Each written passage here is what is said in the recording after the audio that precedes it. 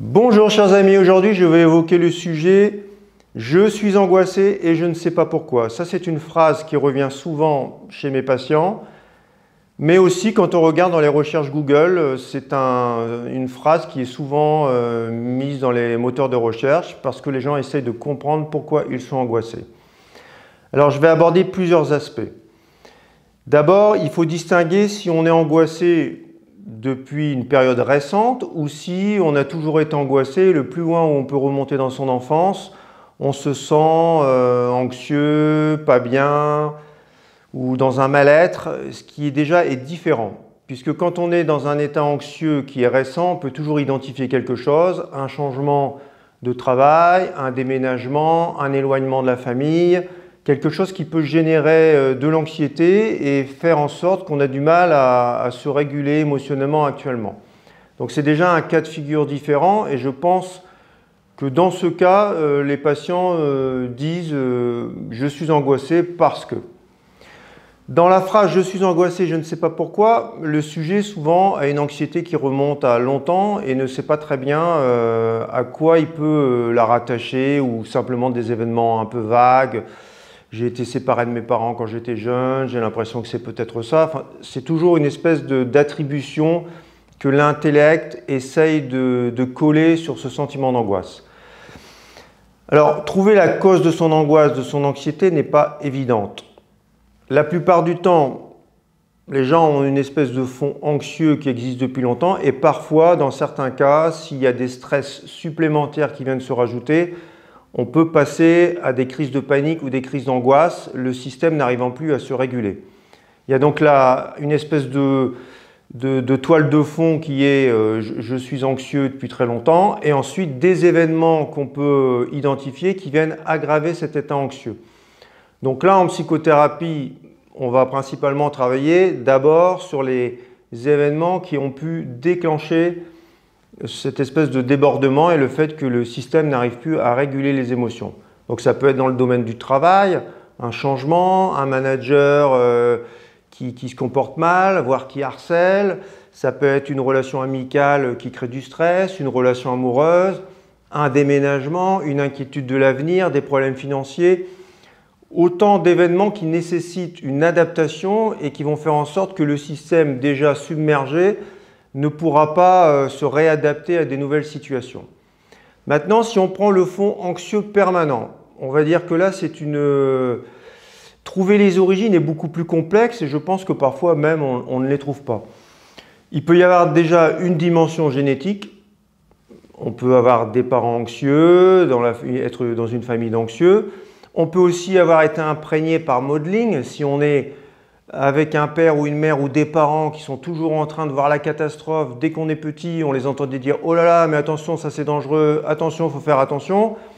Eh bien, on a pu développer une espèce de qui-vive comme ça, où on vit dans une espèce de monde dangereux.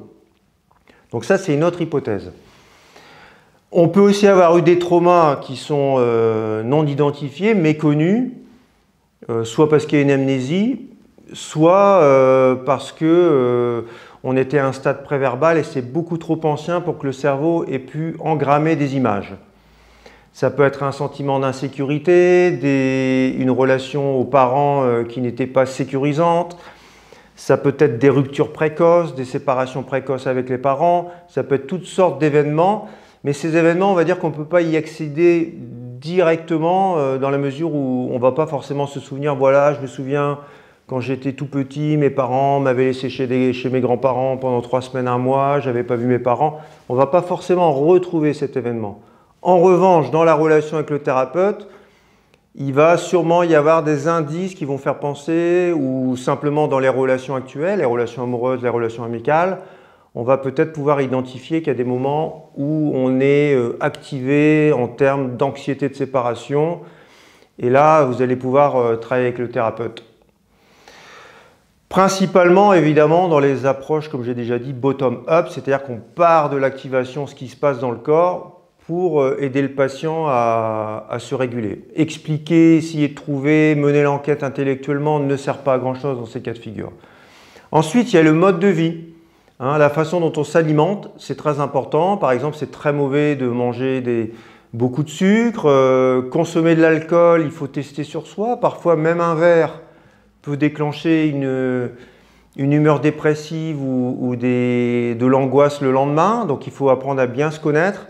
Et ensuite, il y a tous les excitants. Je mets de côté toutes les drogues, puisqu'évidemment, moi je dis à mes patients que si on veut, on a le cerveau qu'on mérite. Si on veut un cerveau qui fonctionne bien, eh ben, il faut écarter tout ce qui est drogue. La cigarette, c'est même un petit peu limite, je dirais. Et l'alcool, eh bien, il faut vraiment se connaître. Si on boit par exemple un verre d'alcool et que le lendemain on se sent moins bien, eh ben, c'est un signe qu'on y est sensible et donc que c'est pas bon. Donc ça, c'est du bon sens de ne pas stresser en plus son cerveau avec des événements, des produits extérieurs. Ensuite, il y a la qualité de vie. C'est évident que si on fait du sport, qu'on se dépense, on va mieux réguler ses émotions. Donc on peut dire aussi que les gens qui n'ont pas d'activité plaisante, qui ne font pas de sport, eh bien ils créent des causes supplémentaires au fait d'avoir de l'anxiété ou des crises d'angoisse. Donc voilà, je voulais vous tracer une espèce d'horizon, vous voyez, quand même large, sur quelles peuvent être les causes de l'anxiété et des crises de panique. Et vous dire que cette phrase « je suis angoissé et je ne sais pas pourquoi », eh bien on n'a pas toujours la réponse. Parfois on peut l'avoir, si dans une thérapie on repense à un événement qui était angoissant, on retraite cet événement en EMDR, en NTCV ou en Comprehensive Resource Model ou une autre technique qui utilise la pleine conscience, eh bien si après on n'est plus anxieux, c'est quand même difficile d'en tirer des conclusions et de dire voilà j'étais anxieux parce que j'avais un trauma. C'est peut-être aussi la relation avec le thérapeute qui a permis de se reconstruire une sorte de relation de confiance et de sécurité. Et c'est peut-être aussi cet élément-là qui a pu soigner. Voilà, si vous avez des questions, vous pouvez mettre des commentaires en dessous de la vidéo. Vous pouvez même faire part de vos expériences. Avant j'étais anxieux, maintenant j'y suis plus parce que j'ai fait ceci, parce que j'ai fait cela, ou j'ai compris que, tout en sachant que la compréhension est quand même toujours limitée.